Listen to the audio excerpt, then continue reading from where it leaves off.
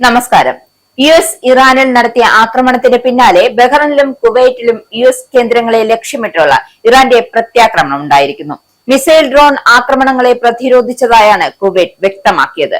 നിലവിൽ വ്യോമ പ്രതിരോധ സംവിധാനങ്ങൾ ശത്രുതാപരമായ മിസൈൽ ഡ്രോൺ ആക്രമണങ്ങളെ നേരിടുകയാണ്. സ്ഫോടന ശബ്ദങ്ങൾ കേൾക്കുന്നത് വ്യോമ പ്രതിരോധ സംവിധാനങ്ങൾ ആക്രമണങ്ങളെ തടയുന്നതിന്റെ ഫലമായിട്ടാണ്. ബന്ധപ്പെട്ട അധികാരികൾ പുറപ്പെടുവിച്ച സുരക്ഷാ നിർദ്ദേശങ്ങൾ എല്ലാവരും പാലിക്കണമെന്നാണ് നിർദ്ദേശം. കുവൈറ്റ് സൈനിക ജനറൽ സ്റ്റാഫ് പ്രസ്താവനയിലാണ് ഇക്കാര്യം വ്യക്തമാക്കിയത്. ബഹ്റൈനിലെ യുഎസിലെ 5th നേവൽ ഡിസ്ട്രിക്റ്റിൽ, കുവൈറ്റിലെ അലി അൽ സലാം എയർബേസ് എന്നീ തന്ത്രപ്രധാനമായ യുഎസ് സൈനിക കേന്ദ്രങ്ങളെ ലക്ഷ്യമിട്ടാണ് സംയുക്ത മിസൈൽ ഡ്രോൺ ആക്രമണം നടത്തിയതെന്നാണ് ഇറാന്റെ റവല്യൂഷണറി ഗാർഡ് കോർപ്സ് സ്ഥിരീകരിച്ചത്. തങ്ങളുടെ സൈനിക നീക്കത്തിന് തടസ്സം നിൽക്കാൻ ശ്രമിച്ച യുഎസിന്റെ അത്യാധുനിക AQ-9 റീപ്പർ ഡ്രോൺ വെടിവെച്ചിട്ടതായും ഇറാൻ അവകാശവാദം ഉന്നയിക്കുന്നു. ബഹ്റൈൻ ആഭ്യന്തര മന്ത്രാലയവും ജാഗ്രതാ നിർദ്ദേശം പുറപ്പെടുവിച്ചിട്ടുണ്ട്. പൗരന്മാരോടും താമസക്കാരോടും ശാന്തരായിരിക്കുവാനും ഏറ്റവും അടുത്ത സുരക്ഷിത സ്ഥാനത്തേക്ക് മാറാനും മന്ത്രാലയം നിർദ്ദേശം നൽകി. സുരക്ഷാ നിർദ്ദേശങ്ങൾ പാലിക്കാനും ജാഗ്രത പുലർത്താനും പൊതുജനങ്ങളോട് മന്ത്രാലയം നിർദ്ദേശിച്ചു. ഹോർമൂസ് കടലിടുക്കിൽ 3 വാണിജ്യ കപ്പലുകൾക്ക് നേരെ നടന്ന ആക്രമണങ്ങൾക്ക് മറുപടിയായാണ് ഇറാനെതിരെ അമേരിക്ക ശക്തമായ ആക്രമണം നടത്തിയത്.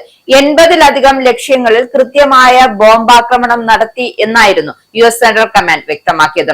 കടലിടുക്കിന് സമീപമുള്ള ഇറാനിയൻ വ്യോമ പ്രതിരോധ സംവിധാനങ്ങൾ, കമാൻഡ് ആൻഡ് കൺട്രോൾ ശൃംഖലകൾ, തീരദേശ റഡാർ സൈറ്റുകൾ, മിസൈൽ ശേഷി, കൂടാതെ ഇറാനിയൻ സൈന്യത്തിന്റെ 60ഓളം ചെറിയ ബോട്ടുകൾ എന്നിവയെ ലക്ഷ്യമിട്ടു എന്നും യുഎസ് സേന വ്യക്തമാക്കി. എന്തായാലും നേരത്തെ ഹോർമൂസ് കടലിടുക്കിൽ 3 വാണിജ്യ എണ്ണ കപ്പലുകൾക്ക് നേരെ ഇറാൻ നടത്തിയ ആക്രമണത്തിന് പകരമായാണ് യുഎസ് സെൻട്രൽ കമാൻഡ് ഇറാനിൽ ആക്രമണം ശക്തമാക്കിയത്, അതായത് ശക്തമായ ആക്രമണം അഴിച്ചുവിട്ടത്. ഇതോടൊപ്പം ഇറാനിൽ നിന്നുള്ള എണ്ണ വിൽപ്പനയ്ക്കുള്ള അനുമതി യുഎസ് റദ്ദാക്കുകയും ചെയ്തു.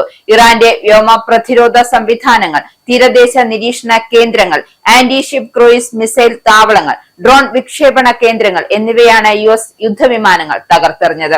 ഇറാന്റെ റവല്യൂഷണറി ഗാർഡ്സിന്റെ 60-ലധികം ചെറുബോട്ടുകളും തകർത്തവയിൽ ഉൾപ്പെടുന്നുണ്ട്. ഇറാന്റെ പ്രധാന എണ്ണ കയറ്റുമതി കേന്ദ്രമായ ഗാർഖ് ഐലൻഡ്, ഹേഷം ഐലൻഡ്, തീരദേശ നഗരമായ സിരിക്, ബന്ദർ അബ്ബാസ് എന്നിവിടങ്ങളിൽ വലിയ സ്ഫോടനങ്ങൾ ഉണ്ടായതായും ഇറാൻ മാധ്യമങ്ങൾ റിപ്പോർട്ട് ചെയ്തു. സിരിക്കിന്റെ വാണിജ്യ തുറമുഖത്ത് പതിച്ച മിസൈലിന്റെ അവശിഷ്ടങ്ങൾ തെറിച്ച് നിരവധി പേർക്ക് പരിക്കേറ്റിട്ടുണ്ട്.